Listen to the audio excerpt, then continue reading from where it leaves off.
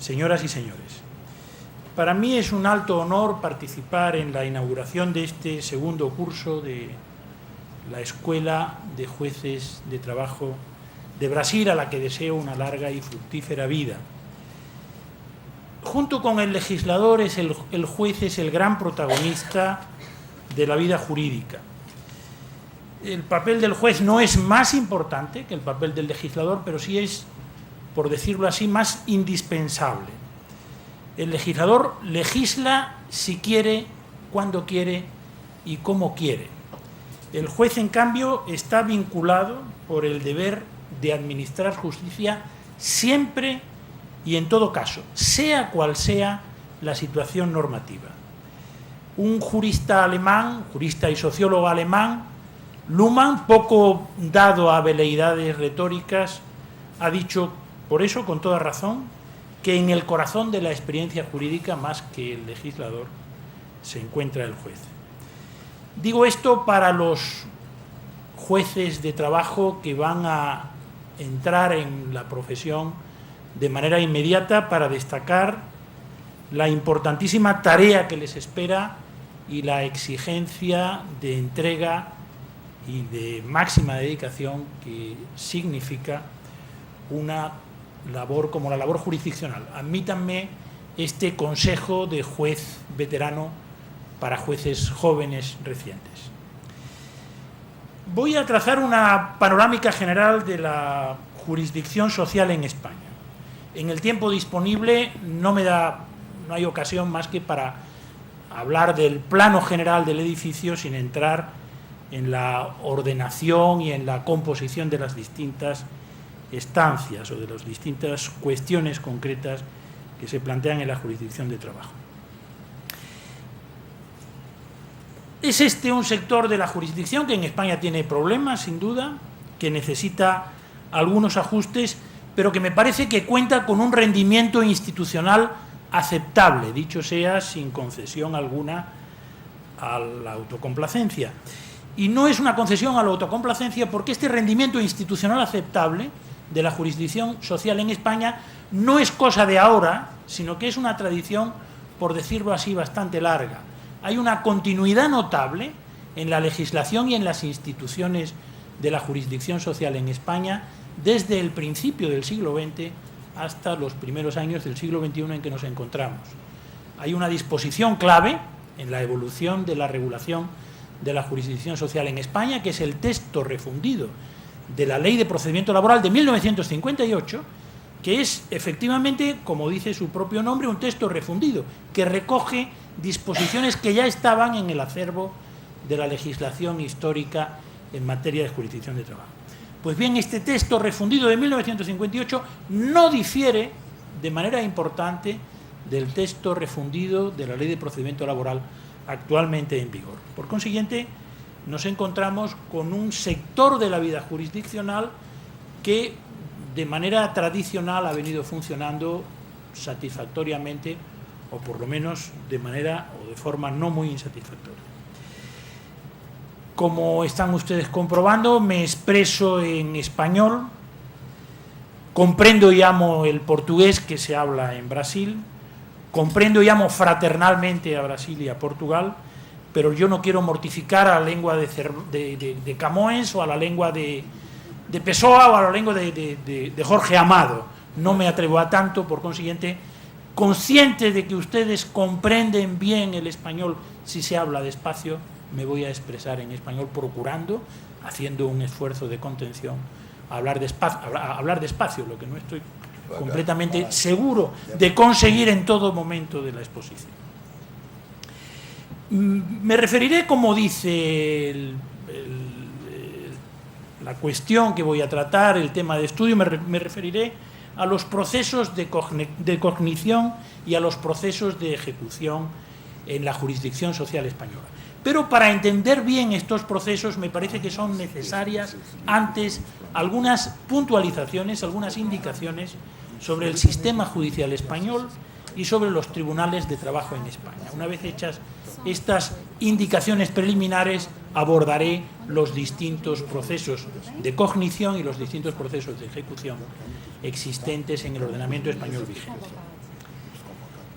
Sobre el sistema judicial español, creo que una descripción breve se puede hacer a partir de la indicación de las piezas fundamentales de la legislación procesal española. Estas piezas se encuentran algunas en la Constitución española, otras en una ley común para todas las ramas de la jurisdicción, que es la Ley Orgánica del Poder Judicial, y hay otros elementos que están regulados en la Ley de Procedimiento Laboral, que es una ley específica para la jurisdicción social. La Constitución española contiene los principios básicos de organización y funcionamiento de los tribunales, el principio de independencia judicial, el principio de unidad jurisdiccional, el principio de publicidad, salvo en las deliberaciones judiciales, el principio de gratuidad para aquellas personas que carecen de medios para defenderse por sí misma, la posición de supremacía del Tribunal Supremo y el diseño general del Consejo General del Poder Judicial como órgano de gobierno de los jueces. Estas son básicamente las indicaciones que hace la Constitución en materia de organización y funcionamiento de los tribunales. Como ven ustedes, es poca cosa, es el marco general de la regulación. La pieza clave sobre organización y funcionamiento de los tribunales es una ley que está prevista en la propia Constitución, que es la Ley Orgánica del Poder Judicial, que se aprueba en 1985, que ha sido objeto luego de numerosas reformas y que diseña las ramas de la jurisdicción existentes, cuestión que, por cierto, no prevé la Constitución. La Constitución habla genéricamente de órdenes jurisdiccionales, pero no los menciona, a diferencia de lo que ocurre, por ejemplo, en Alemania, donde los órdenes jurisdiccionales están mencionados expresamente en la Constitución. La mención de los órdenes jurisdiccionales se contiene, digo, en la Ley Orgánica del Poder Judicial, y estos órdenes jurisdiccionales son 4: el orden civil, el orden penal, el orden contencioso administrativo y el orden social de la jurisdicción. El procedimiento jurisdiccional no está regulado en esta ley común orgánica del Poder Judicial, sino que está regulado en leyes específicas de cada uno de los órdenes o ramas jurisdiccionales. Hay una ley de enjuiciamiento civil, hay una ley de enjuiciamiento criminal, hay una ley de la jurisdicción contencioso administrativo y hay una ley de procedimiento laboral. El texto vigente de la Ley de Procedimiento Laboral es relativamente reciente, es de 1995 y recoge en gran medida una reforma importante del proceso laboral que se produce en el tránsito de los años 80 a los años 90, mediante una ley de 1989 y un texto articulado del año 1990. Este es el panorama general de la legislación que configura la jurisdicción social en España. Pero conviene tener presente que respecto del procedimiento y de los procedimientos jurisdiccionales en España, hay una ley que tiene valor supletorio, que es la Ley de Enjuiciamiento Civil. Y la Ley de Enjuiciamiento Civil en España ha experimentado un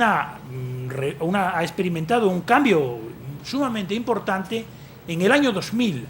La ley primera del año 2000 es una nueva ley de enjuiciamiento civil que ha sustituido, que ha derogado a una ley muy antigua de finales del siglo XIX, la ley del mismo nombre de enjuiciamiento civil de 1881. La ley del 2000 tiene vigencia supletoria para todas aquellas materias que no están reguladas en la Ley de Procedimiento Laboral. Y esta aplicación supletoria es una aplicación sumamente importante, porque hay grandes zonas del ordenamiento procesal que no están previstas específicamente en la Ley de Procedimiento Laboral y, por consiguiente, cuya regulación se contiene en la supletoria Ley de Enjuiciamiento Civil. ¿Cómo se integran los tribunales de trabajo en el sistema judicial? ¿Cuál es el mecanismo de integración y de distribución de ramas jurisdiccionales? En el sistema judicial español rige, como uno de sus principios organizativos, el principio de unidad jurisdiccional. Este principio quiere decir, básicamente, que los jueces forman un cuerpo único, sea cual sea el orden jurisdiccional en el que prestan sus servicios, sea cual sea la colocación, la ubicación en el orden jurisdiccional. Por consiguiente, los jueces de trabajo no son jueces de trabajo de siempre, ni tienen que serlo por siempre, sino que pueden pasar parte de su carrera en otro tipo de jurisdicciones u órdenes jurisdiccionales y pueden cambiar también después de un tiempo de permanencia en el orden jurisdiccional social y desempeñar sus tareas jurisdiccionales en otros órdenes. De todas maneras, la especialización en órdenes jurisdiccionales crea, desde el punto de vista psicológico y sociológico, una fuerte tendencia a la permanencia en el orden jurisdiccional.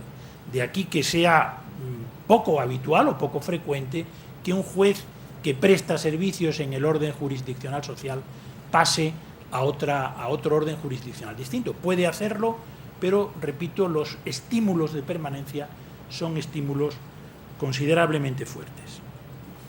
Me parece sumamente interesante llamar la atención sobre las fechas que hemos visto de la legislación procesal española. Son fechas relativamente recientes, lo que quiere decir que en España se ha experimentado una reforma procesal que ha afectado también al orden social, pero no solo al orden social, sino a las restantes ramas jurisdiccionales,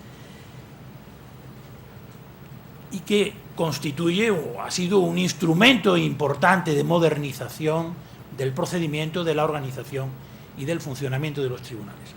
Esta reforma del proceso laboral en España, que afecta más a los aspectos procedimentales que los aspectos de organización, aunque también ha afectado a los aspectos de organización, está inmersa, por decirlo así, en una corriente general de reformas procesales en los países de la Comunidad Europea o en los países que normalmente nos sirven de punto de referencia más habitual. Ha habido modificaciones y reformas procesales importantes de signo parecido a la experimentada en España en fechas recientes, en el curso de los 10-15 últimos años, tanto en Francia como en Alemania, y es más significativo porque se trata de un país con una estabilidad legislativa mayor y con una mayor, por decirlo así, un mayor apego a las tradiciones jurisdiccionales, como también en el Reino Unido de Gran Bretaña, de Irlanda del Norte. Vamos a ver muy brevemente ya cuáles son las competencias y la composición de los tribunales de trabajo y pasaremos a continuación al aspecto central de la materia que nos convoca y que nos va a ocupar la mayor parte del tiempo, que es la de los procedimientos jurisdiccionales en el orden social de la jurisdicción. El orden social de la jurisdicción conoce, por utilizar una expresión clásica que procede de la legislación histórica, conoce de las cuestiones contenciosas o litigiosas que se plantean en la rama social del derecho. Rama social del derecho que se compone de dos piezas principales. Por una parte, el derecho del trabajo en sentido estricto, el derecho de las relaciones de trabajo, y por otra parte, el derecho de la seguridad social, el derecho de la protección social. A diferencia de lo que ocurre en Brasil, el orden social de la jurisdicción conoce tanto de conflictos laborales en sentido estricto como de conflictos relacionados con la protección social. Y dentro de los conflictos laborales conoce tanto de conflictos individuales, litigios planteados en el marco de relaciones individuales de trabajo, como de conflictos colectivos, litigios que se plantean en el marco de relaciones colectivas de trabajo. Y dentro de la seguridad social, también el término seguridad social como indicativo de la delimitación de la competencia de los tribunales de trabajo ha de entenderse en sentido amplio.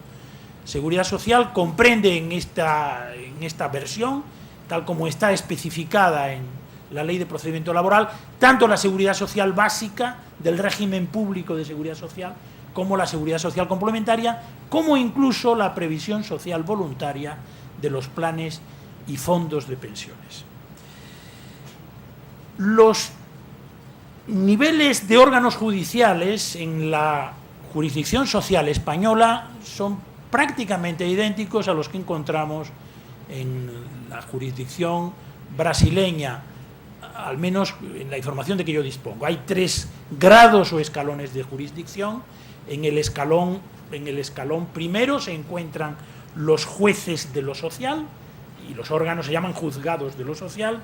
En el escalón siguiente se encuentran los tribunales superiores de Justicia y con ámbito nacional y con competencia para todo el territorio nacional se encuentra el Tribunal Supremo. Los jueces de lo social y los juzgados de lo social, como órganos jurisdiccionales, tienen como ámbito de actuación la provincia, término que no es exactamente equivalente al término provincia en la organización territorial del Estado de Brasil. La provincia en España es algo equivalente a una agrupación de municipios, es como un distrito, no es el equivalente a uno de los estados federados. Por consiguiente, el juzgado de lo social tiene su asentamiento en cada una de las provincias. Los tribunales superiores de justicia son tribunales regionales, tienen su asentamiento en la terminología de la organización territorial española actual se llaman comunidades autónomas. Y el Tribunal Supremo, como digo, tiene jurisdicción en todo el territorio nacional. Pero junto a estos tres escalones conviene tener presente que hay un órgano con competencia en todo el territorio para todo tipo de asuntos y también para los asuntos sociales o asuntos laborales, que es la Audiencia Nacional, que conoce en instancia de los conflictos y litigios colectivos de ámbito nacional. Por consiguiente, es un tribunal que resuelve asuntos por su propia extensión y por su propio volumen, asuntos de particular trascendencia, de particular importancia.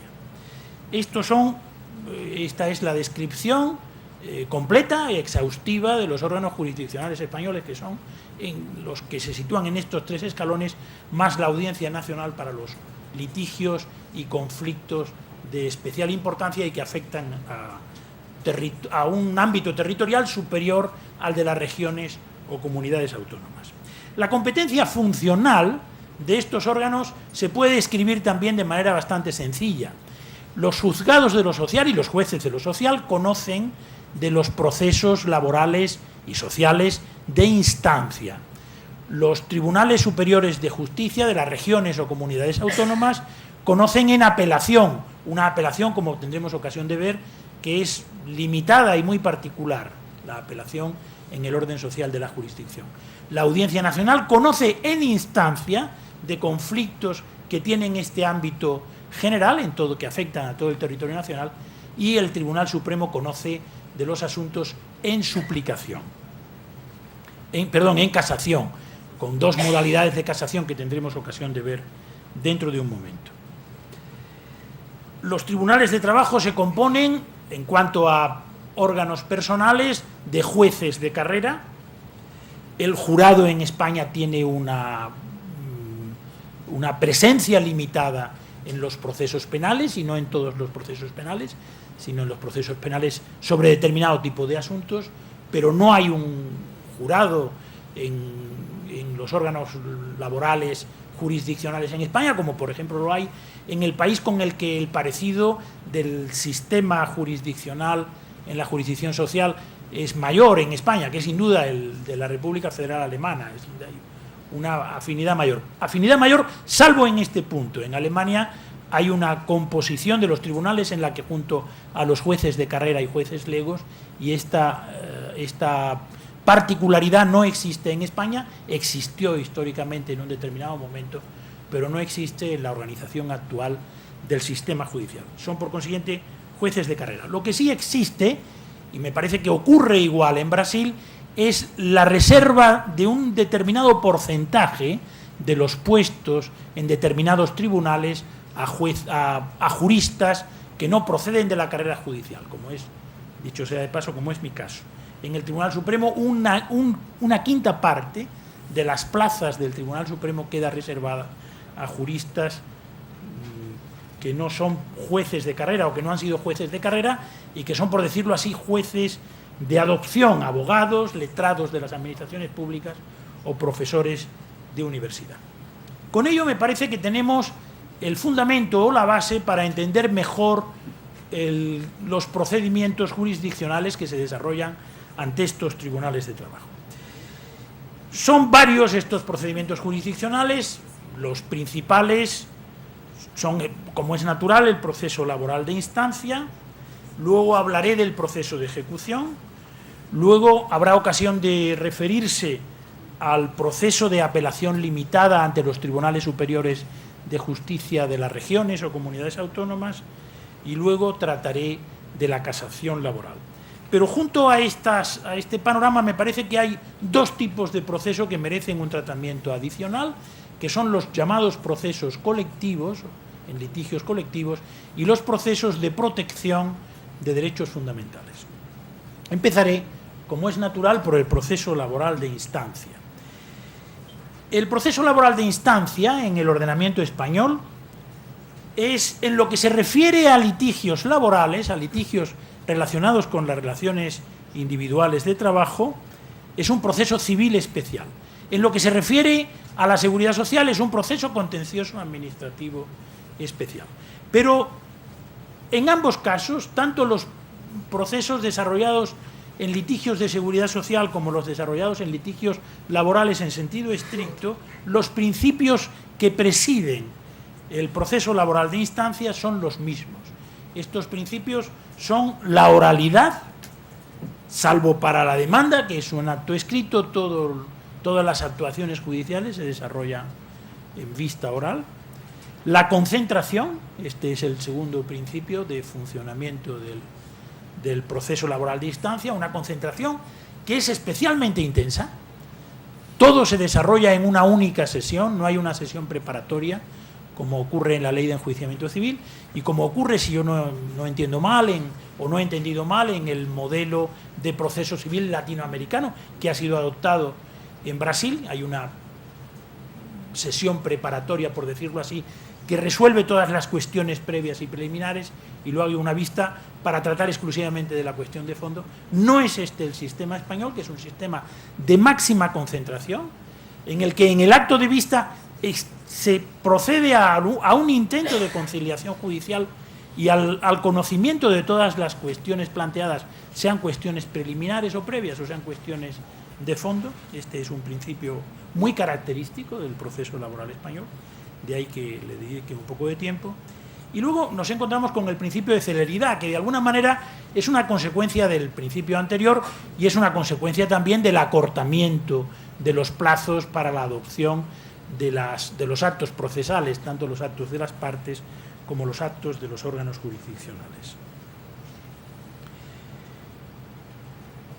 Hay que tener en cuenta que en el derecho español vigente existe una concreción del principio de gratuidad reconocido en la Constitución, particularmente generosa para determinado tipo de litigantes.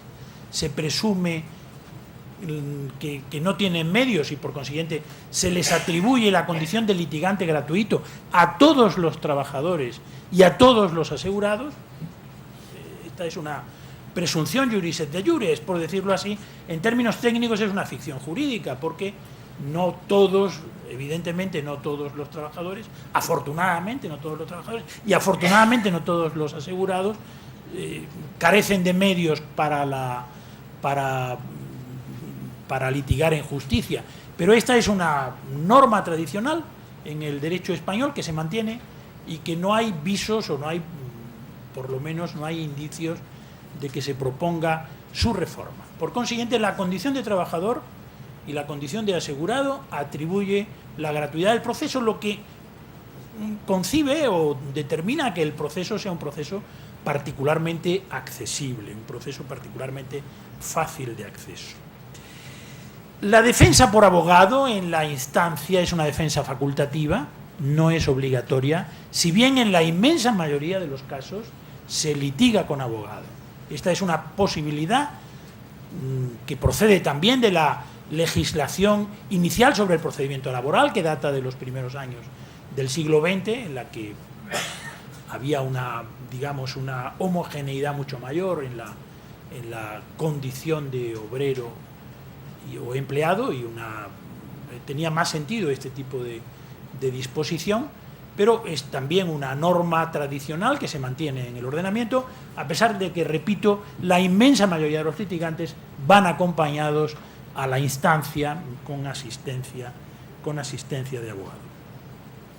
La estructura del proceso es una estructura presidida por los principios que he señalado hace un momento y que atiende a un esquema tipo estándar, que es el proceso ordinario de trabajo, y a determinadas especialidades que se apartan del estándar relacionadas con determinados litigios o procesos. Por ejemplo, en materia de despido hay especialidades, en materia de seguridad social, como es natural, hay especialidades, porque la seguridad social es una decisión normalmente adoptada por un organismo público y, por consiguiente, asemeja este tipo de proceso al proceso contencioso administrativo. Hay especialidades también en los litigios relativos a modificaciones sustanciales de condiciones de trabajo.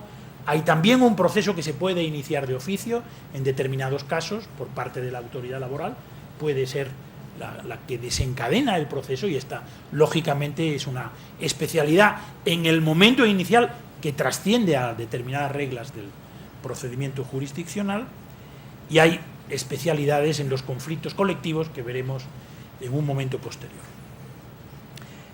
Paso inmediatamente a analizar los caracteres del proceso de ejecución, y después de hablar del proceso de ejecución, que se desarrolla también ante los jueces de lo social, en los juzgados de lo social, haré un balance de la experiencia reciente de la litigiosidad en España en este primer escalón o grado de la jurisdicción. El proceso de ejecución en España ha experimentado una modernización muy intensa en la legislación de los años 90. Es una legislación que se ha convertido así. Es un fenómeno que, curiosamente, he compartido esa experiencia esta mañana con los colegas brasileños. Es un fenómeno que también se ha producido en Brasil. Hay una anticipación, por decirlo así, de las reglas de ejecución en el proceso laboral, que luego son retomadas en el proceso civil, y que incluso en el proceso civil llevan más allá la vía de modernización de lo que se encontraba en el procedimiento laboral. Pero la iniciativa, o por decirlo así, la primicia en cuanto a la modernización de la ejecución en procesos civiles, aunque sean procesos civiles especiales, corresponde a la legislación procesal laboral. Las novedades principales en materia del proceso de ejecución se refieren a la posibilidad de un proceso de conocimiento de cuestiones incidentales, incluso en la vía de ejecución, por consiguiente con aspectos cognitivos, no aspectos meramente de ejecución física de la sentencia ejecutoria, sino hay la posibilidad de planteamiento de cuestiones que requieren un conocimiento por parte del juez y una indagación y una actividad probatoria incluso elemental, que se desarrolla en el llamado incidente de ejecución, previsto en el artículo 236 actual de la Ley de Procedimiento Civil. Otra de las características es la puesta a disposición del juez de mecanismos muy fuertes para, por decirlo así, persuadir a las partes de la necesidad de la ejecución. El juez dispone de lo que se llaman apremios pecuniarios y multas coercitivas. Los apremios pecuniarios respecto de las partes del proceso, las multas coercitivas respecto de terceros que tienen deberes de colaboración con los órganos jurisdiccionales, y estos apremios pecuniarios y multas coercitivas pues son particularmente disuasorios, porque son tanto mayores cuanto más tiempo es el tiempo de resistencia al cumplimiento de la orden de ejecución de sentencia que establece el tribunal. Además de este rasgo de la intensificación del poder del juez de hacer valer la ejecución forzosa, de convertirla en una verdadera ejecución forzosa y ejecución efectiva, en respuesta al principio de tutela judicial efectiva, cuyo corazón realmente es la ejecución de las sentencias. Además de estos apremios pecuniarios y multas coercitivas, el juez tiene importantes facultades de investigación respecto del patrimonio de las personas ejecutadas, y está además amparado por deberes importantes también y muy exigentes de manifestación de bienes por parte de las personas que pueden participar o que participan en la ejecución como ejecutados. El esquema principal del proceso de ejecución y de la regulación del proceso de ejecución distingue entre una ejecución definitiva, que se refiere a sentencias firmes, y una ejecución provisional, que se refiere a sentencias recurridas. Esta es una tradición de la legislación procesal laboral española que ha pasado a la Ley de Enjuiciamiento Civil del año 2000, no estaba antes en el orden civil de la jurisdicción y sí ha pasado a partir del año 2000, y supone que una sentencia recurrida tiene grandes probabilidades de ser ejecutada en partes determinadas.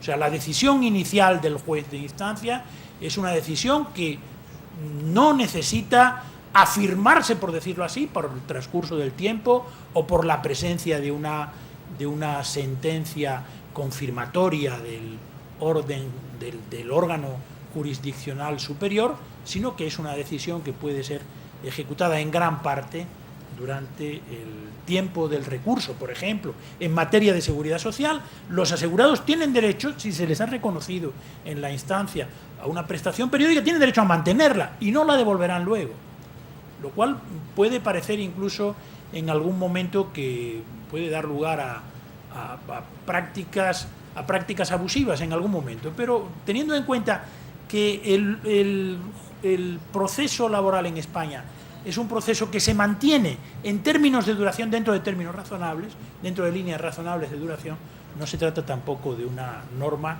respecto de la cual se prevea una necesidad de modificación o de reforma. Los títulos ejecutivos, además, este es un dato a tener en cuenta, porque permite dar entrada en la solución de los conflictos a procedimientos extrajudiciales de solución. Los títulos ejecutivos son o bien sentencias o también laudos arbitrales, en caso de que haya habido arbitraje. El arbitraje tiene una presencia limitada, pero alguna presencia en la resolución de los conflictos laborales, o bien actos de avenencia en conciliación de las partes. Todos estos títulos son títulos ejecutables en el procedimiento de ejecución, y títulos no exactamente equivalentes a la sentencia, en la medida en que los laudos no exactamente equivalentes a la sentencia, en la medida en que las avenencias y los laudos solamente son ejecutables cuando son definitivos, pero sí en términos muy similares y con las mismas particularidades de la regulación de la sentencia en el proceso de ejecución. Vamos a ver ahora, y es el momento de hacerlo porque este es un dato fundamental, la competencia para la ejecución es una competencia que se atribuye al juez de instancia. Por consiguiente, el balance de la actividad de los jueces de instancia en la jurisdicción social española es un balance que se puede establecer y que se debe establecer después del análisis de estas dos competencias. A diferencia de lo que ocurre en otros ordenamientos, donde la ejecución queda desplazada a órganos específicos, esto es lo que hacen en Alemania, hay un juez experto exclusivo en ejecuciones, o lo que pasa en Francia, que tampoco no hay la posibilidad de ejecución por los órganos de instancia, porque son consejos de hombres buenos. En España, en cambio, la regla es esta. Cabe la posibilidad de especializar a algún juzgado, si hay varios en ejecuciones, pero en principio la regla establecida y la regla que funciona mayoritariamente es que cada juez de lo social ejecuta las sentencias respecto de las cuales tuvo la condición de juez unipersonal. Vamos a ver cuál es el balance de la actividad jurisdiccional de los jueces de lo social en España en las estadísticas disponibles, que son estadísticas recientes, son del año 2005. Hay una publicación que pueden ustedes encontrar sin ninguna dificultad, por cierto, en Internet, con poderjudicial.es, esta es la simple cita, y es una publicación muy completa de datos jurisdiccionales de todos los órdenes judiciales españoles. Vamos a ver qué datos básicos existen en cuanto a tribunales de trabajo, a duración y a número de asuntos que resuelven. Los juzgados de lo social en España son aproximadamente en este momento unos 300, un poco más de 300. Según los datos de esta estadística son 304. El número de asuntos que entran en todos los juzgados de lo social en España en el año 2005 fue aproximadamente 260.000. En toda España, en todos los juzgados de lo social, hubo 260.000 asuntos, en toda España, en todos los juzgados de lo social. El número de sentencias dictadas en este año, 2005 de referencia, por todos los juzgados de lo social, por estos 304 jueces de lo social, es de 160.000 sentencias aproximadamente, un poquito más, pero 160.000 sentencias es la cifra redonda que se puede retener. Y el número de ejecuciones es un número aproximado de 50.000 ejecuciones. Las ejecuciones, como saben ustedes, son solamente exigibles cuando las partes que han sido condenadas en un proceso cognitivo no cumplen voluntariamente lo establecido en las sentencias. Hay 52.000 ejecuciones a cargo de los juzgados de lo social en el año 2005 en España. Vamos a pasar ahora al siguiente grado de la jurisdicción en el sistema jurisdiccional español en materia social, que es el proceso de apelación limitada del que conocen los tribunales superiores de justicia de las comunidades autónomas o regiones. Este proceso no se llama, si lo consultan ustedes en la legislación, lo podrán comprobar, no se llama proceso de apelación, se llama proceso de suplicación. Es una terminología, por decirlo así, relativamente extraña, pero es una terminología tradicional que se mantiene y que subraya que nos encontramos ante una apelación bastante distinta, bastante singular respecto de la apelación en los procesos civiles y en los procesos contenciosos administrativos. Vamos a ver los rasgos principales de este escalón jurisdiccional. Hay muy escasas restricciones de acceso de los asuntos a este segundo grado de la jurisdicción. Hay una cifra mínima que se mantiene inalterada desde hace muchos años y que ha sido consiguientemente bastante erosionada por la inflación, que es la cifra de 1.800 euros, 1.803 euros, como cuantía mínima para acceder a la suplicación, a la apelación limitada de que conocen los tribunales superiores de justicia de las comunidades autónomas. Esta cuantía mínima, además, contiene varias excepciones. Por consiguiente, hay algunos asuntos de menos de 1.800 euros en valoración anual, unas 300.000 de las antiguas pesetas, que hay algunos asuntos que por su importancia intrínseca o por su carácter de afectación general pueden pasar a los tribunales superiores de justicia. Pero, en fin, este es una limitación general que vale para las reclamaciones de cantidad. Si la cantidad es menor, se entiende que el proceso no tiene la suficiente trascendencia como para merecer el conocimiento y la atención de un Tribunal Superior de Justicia de la comunidad autónoma. En este proceso de suplicación o de apelación limitada, si se exige asistencia letrada, si es exigible siempre asistencia letrada, es un recurso bastante técnico ya y por consiguiente es lógico que su interposición corresponda a expertos en derecho. Se trata de un recurso que se dedica principalmente, no exclusivamente, a la revisión del derecho aplicado. Puede conocer también de la revisión de los hechos, pero su función principal es la revisión del derecho, y la revisión de los hechos solamente es viable con base en prueba documental o en prueba pericial, lo que quiere decir que el proceso se puede desarrollar y se desarrolla además siempre por escrito. No hay vistas en los tribunales superiores de justicia de las comunidades autónomas, sino que al ser un procedimiento centrado en la revisión del derecho y en la revisión de hechos, pero solo con pruebas documentales que ya figuran en el expediente, pues es posible y factible, y viene siendo así siempre, que se desarrolle sin vistas en los tribunales superiores de justicia de las comunidades autónomas. El número de salas de los tribunales, de salas de lo social, de los tribunales superiores de justicia de las comunidades autónomas, es un número de 21, las comunidades autónomas son 17, pero algunas son muy extensas y por consiguiente se prevé la posibilidad de segmentación del territorio de la comunidad autónoma en 2 o 3 salas. Por ejemplo, en Andalucía hay 3 salas, una en Sevilla, otra en Málaga y otra en Granada. En Castilla y León hay 2, una en Burgos y otra en Valladolid. En Canarias hay 2, una en Las Palmas y otra en Tenerife. Con estas adiciones pasamos de 17 a 21 salas de lo social de los tribunales superiores de justicia. Vamos a ver el balance de los asuntos de acuerdo con este panorama estadístico que nos ofrecen las cifras del texto del documento que les acabo de citar. Vienen a ser unos 60.000 asuntos de los que conoció en el año 2005 el conjunto de los tribunales superiores de justicia de las comunidades autónomas. Son 60.000 asuntos en números redondos. Y la cifra se ha mantenido estable, se lo puedo decir porque lo sé, en el año 2006, aunque no es una cifra todavía, no es una cifra publicada.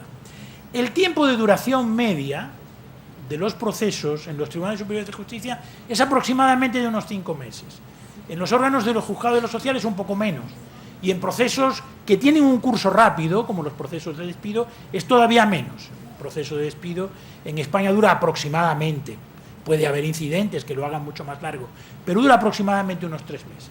Pues bien, el promedio de duración en los tribunales superiores de justicia es de 5 o 6 meses. Pueden ustedes calcular que el itinerario jurisdiccional hasta llegar al Tribunal Supremo pues dura aproximadamente un poco menos de un año. Esta es la tónica. Si el asunto es muy complicado, como es natural, puede durar más. Y si el asunto tiene muchos incidentes, pues puede durar bastante más. Pero estoy hablando de lo que es una cifra con valor estructural, de la cifra media de duración de los asuntos.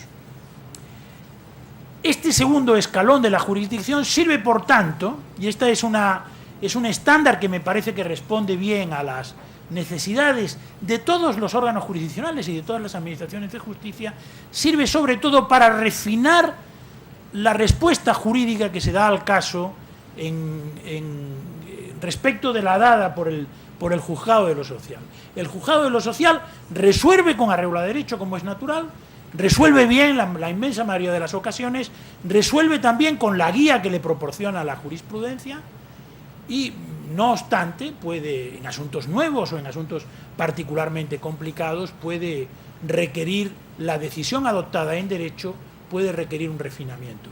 Este refinamiento es justamente el que proporciona el Tribunal Superior de Justicia de las Comunidades Autónomas, que tiene un número menor de asuntos, por consiguiente una carga de trabajo menor, una concentración mayor en la respuesta jurídica, dejando ya como buenos, en gran parte, salvo las posibilidades de revisión por vía documental o pericial, los hechos del caso, y esta es en definitiva, esta es la función que desempeñan estos tribunales.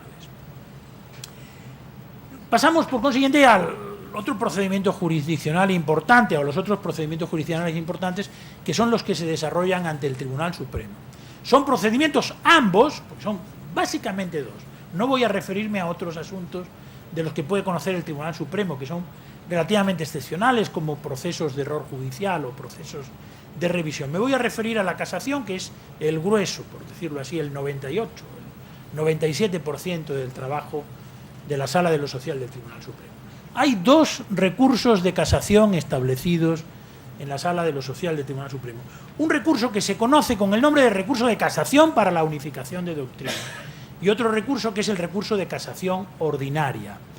El recurso de casación para la unificación de doctrina está reservado para sentencias, para conocer de sentencias de suplicación. Y tiene como presupuesto, la base del recurso, es la existencia de contradicción de sentencias entre distintos tribunales de justicia de las comunidades autónomas, o contradicción de sentencias también respecto de la jurisprudencia establecida por el propio Tribunal Supremo. Por consiguiente, es un recurso que está basado en una comparación de soluciones jurisdiccionales, que pueden ser distintas, que con frecuencia lo son, porque si hay 21 salas de justicia de los tribunales superiores es de composición, por decirlo así, pluralista en cuanto a ideología o incluso en cuanto a visión de cómo debe ser la justicia de trabajo, es prácticamente imposible que un asunto importante no tenga en 21 salas respuestas distintas cuando se plantea. De ahí que sea un recurso particularmente eficaz en su mecánica de unificación de doctrina y que además absorbe el grueso de la actividad del Tribunal Supremo en este momento. Es un recurso reciente, se implanta en la ley de 1990, empieza a funcionar a principios del año 1991, es la primera sentencia de unificación de doctrina, pero en la actualidad es un recurso que absorbe el porcentaje altísimo de asuntos, un 90% aproximadamente de los asuntos, y un 75-80% de las sentencias. El número de recursos interpuestos por las partes es un número relativamente elevado. Es un número que oscila en los últimos años, en los últimos 10 años más o menos, oscila entre 5.000 y 6.000 asuntos de los que conoce la Sala de lo Social del Tribunal Supremo, y la inmensa mayoría de ellos son recursos de unificación de doctrina. Lo que ocurre para, digamos, discernir el número de recursos de que puede conocer razonablemente una Sala de Justicia con la composición actual de la Sala de lo Social del Tribunal Supremo, lo que ocurre es que el legislador ha puesto a disposición de los magistrados de la Sala de lo Social un mecanismo que, utilizado a fondo, puede discernir y, por decirlo así, establecer una doble vía de solución que limita los asuntos a resolver por sentencia de manera muy importante. Este es el llamado trámite de admisión, que es un trámite que en la práctica del tribunal pudo no haber sido desarrollado con intensidad, pero sí ha sido desarrollado con notable intensidad y con notable polémica, dicho sea de paso, porque como es muy explicable, como es perfectamente explicable, las personas con competencia para interponer recursos lo que quieren es que haya sentencia y no quieren que haya una respuesta mediante una resolución que no sea sentencia, una respuesta de inadmisión del recurso.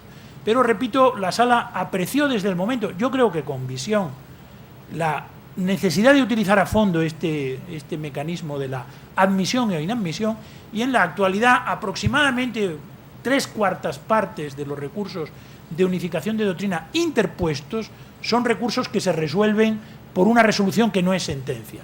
Una resolución en la cual se motivan las causas de inadmisión del recurso por varias razones. La principal puede ser que no hay contradicción entre las sentencias que se comparan. Esta es una razón fundamental y muy importante y muy frecuente en la práctica. Otra sentencia puede ser que el tribunal ya se pronunció sobre ese asunto, por consiguiente la doctrina está ya unificada y la sentencia que se pretende recurrir se ajusta a la doctrina unificada. Por consiguiente se habla de falta, lo que se dice falta de contenido casacional para la unificación de doctrina. Junto a estas hay otras causas, pero estas son, por decirlo así, las principales. Lo que permite este mecanismo de la admisión-inadmisión de recursos es reducir el número de asuntos que se resuelven por sentencia a aproximadamente unas 1.000 o un poco más de 1.000 al año, de las cuales un 75-80% son sentencias de unificación de doctrina. Había dicho que junto a la unificación de doctrina hay otro recurso de casación de que conoce el Tribunal Supremo, que es el recurso de casación común o recurso de casación ordinaria. Este recurso de casación común u ordinaria no va dirigido contra las sentencias de suplicación, sino contra las sentencias de instancia dictada en determinados procesos colectivos por los tribunales superiores de justicia o por la Audiencia Nacional. La competencia de los tribunales superiores de justicia es básicamente una competencia de apelación, pero determinados procesos o conflictos colectivos en el ámbito de una región determinada pueden ser del conocimiento del Tribunal Superior de Justicia. Y el recurso que cabe interponer frente a una sentencia de estas características es un recurso de casación ordinaria. Lo mismo ocurre respecto de la Audiencia Nacional. Entonces, el cuadro de las dos casaciones es un cuadro que permite un conocimiento complementario de prácticamente todo el conjunto del ordenamiento jurídico, porque las sentencias de casación ordinaria están muy centradas en procesos colectivos y, por consiguiente, en un sector del ordenamiento laboral que es el derecho colectivo del trabajo. Las sentencias de casación ordinaria son sumamente importantes en materia de derecho colectivo del trabajo, en materia de negociación colectiva, en materia de las partes con competencia para negociar convenios colectivos, sobre las reglas de concurrencia o de articulación de convenios, etcétera. En toda esta materia de derecho colectivo del trabajo es sumamente importante, repito, la casación ordinaria, el cuadro de la casación ordinaria. Como respecto de los otros órganos jurisdiccionales, le tengo que decir o tengo que confesar cuál es el tiempo de duración de los asuntos en la sala de la que formo parte y a la que pertenezco. Prácticamente nos encontramos en una situación de respuesta alrededor de un año. Como yo soy profesor y tengo, digamos, prácticas y esquemas mentales de profesor, yo digo que lo importante para nuestra sala es que no seamos repetidores de curso, que los asuntos de un año se resuelvan dentro del año en el que han, no dentro del año en el que han ingresado, dentro del año natural desde el momento en que ingresa el asunto al tribunal. Y más o menos esta es la pauta que con dificultad, pero esta es la pauta que se viene cumpliendo. El promedio de tiempo de solución de los asuntos, conocido pasando por el trámite de admisión y el trámite ya de dictar sentencia, es aproximadamente este que les acabo de decir. Yo creo que me parece que es de experiencia común y yo no debo decir lo que no es, ni debo hacer un ejercicio de autocomplacencia, pero tampoco debo hacer un ejercicio de autoflagelación. Y si hay algo que veo que funciona en el sistema jurisdiccional, me parece que tengo que decirlo en una puesta en común de experiencias como la que corresponde a la presente sección, a la presente sesión. Y en este terreno les quiero decir que hoy día, al cabo de casi 17 años de la puesta en práctica del recurso de unificación de doctrina, que tiene como misión esta corrección de divergencias en la interpretación del derecho, o dicho en positivo, conseguir una igualdad en la interpretación de la ley, hoy día, al cabo de este tiempo, es bastante raro en España que una sentencia de un juzgado de lo social o de un Tribunal Superior de Justicia no esté apoyada en doctrina unificada por el Tribunal Supremo. Esto es así, es estadísticamente comprobable, es lo que yo veo en la práctica jurisdiccional y me parece que debo decirlo. Lo que quiere decir también que en España existe la jurisprudencia como mecanismo de unificación del derecho del trabajo. Que sea de mayor o menor calidad esa jurisprudencia es algo en lo que yo, desde luego, no voy a entrar, pero que existe jurisprudencia es algo que, sin duda, puedo y debo constatar aquí. Para completar el cuadro de los procedimientos jurisdiccionales en la jurisdicción social española, creo que debo de hablar, finalmente, de los procesos laborales colectivos y del proceso de protección de derechos fundamentales. La legislación española establece vías jurisdiccionales diversas que, teniendo en cuenta la extensión o la condición de los sujetos afectados, se pueden considerar procesos laborales colectivos. Vamos a ver cuáles son.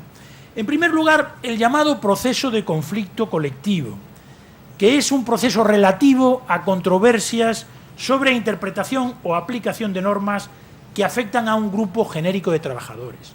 Es lo que los anglosajones llaman una class action, una acción de clase. Es exactamente igual que una acción de clase. Lo que sucede es que en el ordenamiento español lleva bastante tiempo. Está naturalizado el proceso de conflicto colectivo aproximadamente desde la década de los 60. Es un proceso que se hereda de este momento histórico. Normalmente las normas cuya interpretación o aplicación se cuestiona en los procesos colectivos, que, repito, interponen sujetos colectivos respecto de un grupo genérico de trabajadores sin especificar cuáles son, y pudiendo ser los que están trabajando ahora o los que trabajen dentro de algún tiempo,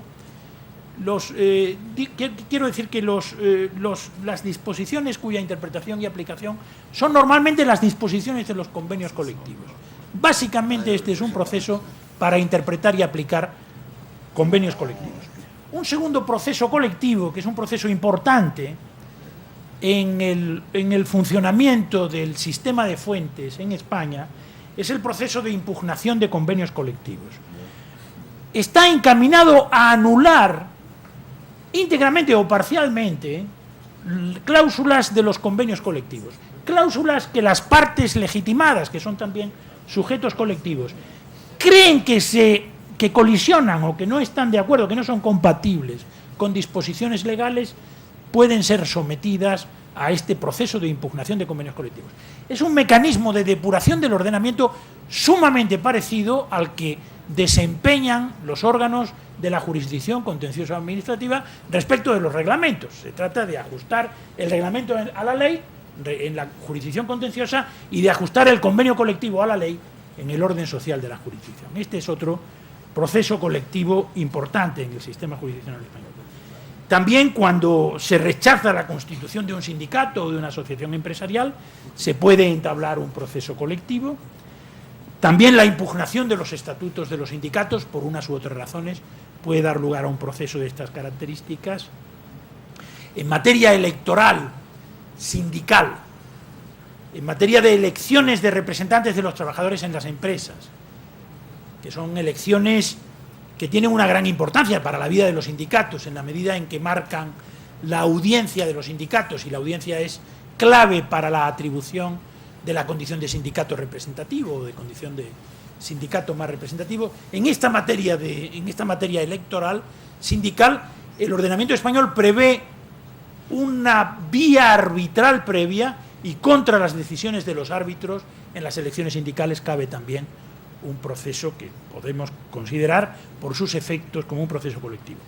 Y pueden ser también procesos colectivos, aunque no lo sean siempre, el proceso de tutela de los derechos fundamentales y de la libertad sindical, y el proceso sobre el funcionamiento interno de los sindicatos y sobre las relaciones de los sindicatos con los afiliados.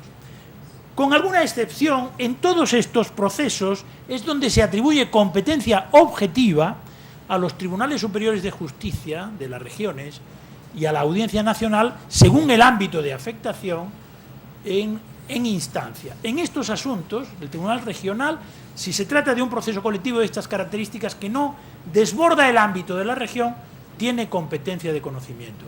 Y de la impugnación de la decisión del Tribunal Superior de Justicia es objeto de la casación ordinaria que acabamos de ver, que hemos visto hace un momento. Lo mismo pasa con la Audiencia Nacional. Todos estos asuntos o procesos colectivos son asuntos de los que puede conocer la Audiencia Nacional si el ámbito de afectación del conflicto liche más la atención de ustedes.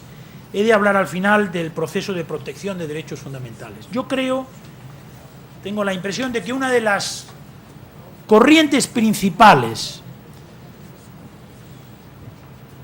de modificación y de reforma de la legislación procesal en todos los países europeos, y me atrevería a decir también en los países del área iberoamericana, del área de Latinoamérica, una de las corrientes principales y de las líneas principales de reforma es la modificación del proceso para dar entrada en el proceso a los derechos fundamentales y particularmente al derecho a la tutela judicial efectiva. En el ordenamiento laboral español se prevé un proceso de tutela de derechos fundamentales que tiene como características más señaladas el que se trata de una cognición limitada para la lesión del derecho fundamental, y ha de tratarse de una lesión flagrante. Si no es una lesión flagrante o una lesión evidente, la vía jurisdiccional que corresponde es otra, lo que da lugar a, digamos, a problemas de frontera entre este proceso especial y los otros procesos de trabajo, básicamente el proceso ordinario de trabajo. Es un proceso, repito, de cognición limitada para lesiones, esto es para infracciones particularmente visibles y aparentes, para incumplimientos claros de derechos fundamentales o de la libertad sindical. Es un proceso que se caracteriza también por la urgencia de su tramitación, es un proceso que se tramita con urgencia, con celeridad especial, una celeridad todavía mayor que la que se imprime a los restantes procesos. Es un proceso, además, por decirlo así, de tramitación preferente. Es como, comparativamente se podría hablar es como el carril bus o el carril para los servicios de urgencia sanitarios, ¿no? Esta es la vía por la que circulan el proceso de protección de derechos fundamentales, y es un proceso en el que se dispensa a las partes, especialmente a la parte que alega lesión de derecho fundamental, una protección jurisdiccional particularmente intensa, una protección que es al mismo tiempo una protección de tutela inhibitoria, obligando a que se inhiba el lesionante de la lesión de manera inmediata, una tutela resarcitoria o de indemnización en el caso de que efectivamente la lesión del derecho fundamental haya producido daños evaluables, y una lesión también restitutoria o de restitución del derecho fundamental lesionado.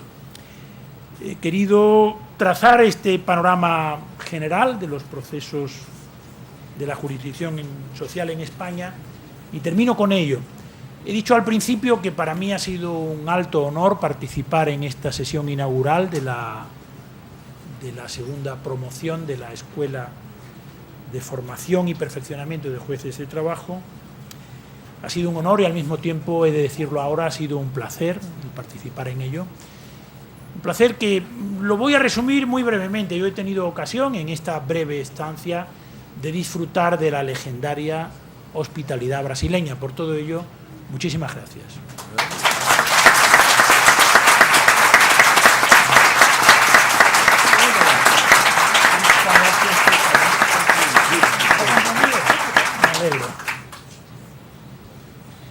O debate está aberto. Quem quiser fazer alguma pergunta, o microfone está à disposição para... Alguns dos senhores querem fazer alguma pergunta?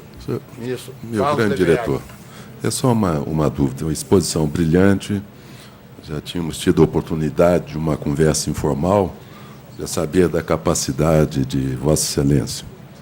A Escola Nacional da Magistratura se sente honradíssima com a sua presença. Já sabíamos de antemão que viria fazer essa exposição panorâmica do judiciário espanhol e, nas suas várias abordagens, sempre tivemos a oportunidade de estabelecer alguns nexos com o nosso direito. E alguns até curiosos, enquanto a Espanha está lá debruçada com 300 mil, 200 mil processos, nós estamos aqui com um pouco mais de 2 milhões de processos. Mas um fenômeno que nós estávamos conversando comum aos dois países, a extrema litigiosidade. Não? Parece que não é um fenômeno particular do Brasil, mas também esse fenômeno se verifica na Espanha, guardadas as devidas proporções geográficas. A que o senhor atribui essa litigiosidade intensa na sua experiência espanhola? Sí. Bueno, yo creo que hay varios factores importantes de litigiosidad. Hay un factor, digamos, de psicología colectiva, que es, en general, es un factor muy positivo. La gente, lo que llamamos la gente, el pueblo, los ciudadanos, saben, son más conscientes de sus derechos y de la posibilidad de defensa de sus derechos ante los tribunales. Este es un factor, digamos, psicológico de la litigiosidad. Yo creo que hay otro factor sociológico que hace referencia a las profesiones jurídicas y a la organización de las profesiones jurídicas, incluso a la existencia, por ejemplo, de seguros de protección jurídica. Si hay un seguro de protección jurídica, pues hay una litigiosidad también superior. Si el número de letrados es un número alto, el tiempo disponible para planteamiento e interposición de asuntos es un tiempo alto.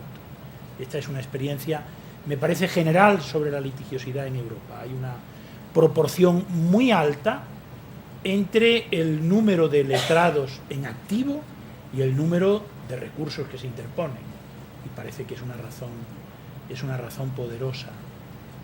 Yo creo que también puede que haya también algún factor de tipo político. Puede que, digamos, el malestar social puede ser canalizado de alguna manera también puede ser derivado de alguna manera hacia el planteamiento de cuestiones ante órganos jurisdiccionales. Es lo que se llama también el fenómeno de la judicialización de la vida social. Creo que son más o menos estos son los factores. Lo que es cierto es que la litigiosidad es una litigiosidad desbordante hoy, con distintas escalas, pero en todo el mundo. Y es una litigiosidad creciente. O sea, la experiencia de la litigiosidad en España, en el orden social, lo pone de relieve. No es una litigiosidad que crezca de manera en vertical, no es explosiva, no se ha producido una explosión de litigiosidad como parece que se ha producido en Brasil, pero sí es una litigiosidad creciente. Y hay una ley reciente en Alemania, precisamente, que se llama así, es una ley para descongestionar o para desaturar, para, digamos, drenar la saturación de los órganos jurisdiccionales. Es un fenómeno generalizado. Y yo creo que es un fenómeno con el que hay que acostumbrarse a vivir, ¿no? Lo que pasa es que también el problema de la alta litigiosidad puede traducir y puede tener una repercusión negativa a partir de cierto umbral en la respuesta judicial, que puede, lógicamente, siendo el tiempo disponible de los magistrados, que finalmente son personas y que tienen unas limitaciones evidentes de tiempo, siendo el tiempo único, si hay una litigiosidad excesiva, los asuntos más importantes pueden perder un poco de... Hay como un fenómeno parecido, me parece, a la inflación monetaria. Puede haber algo puede haber.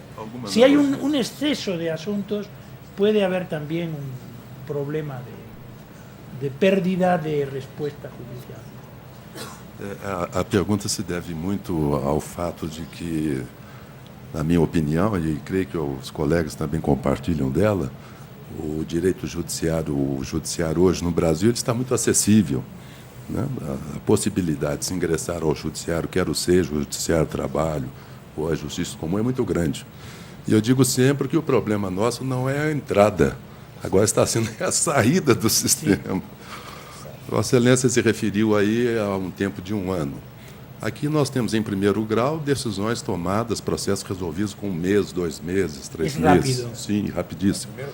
E regionais também, dependendo de alguns regionais, que seriam os da apelação, 4, 5 meses, 6 meses. Muito rápido. Infelizmente, aqui no TST, que é o Tribunal Superior, é que a demanda é muito grande. Né? El atasco, Isso, aí el o atraso problema é uns 2 anos. de duración. 2 años. 2 anos.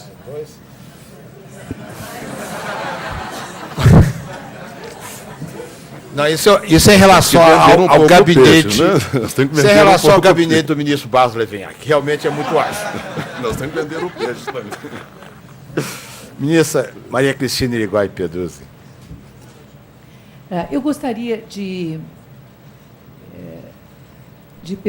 eu pergunto a Vossa Excelência se o recurso de cassação ordinária na Espanha, se ele é cabível também quando houver violação à lei federal, independente da prova do conflito jurisprudencial, ou seja, independente de comprovar que ocorre divergência interpretativa entre tribunais de instância intermediária.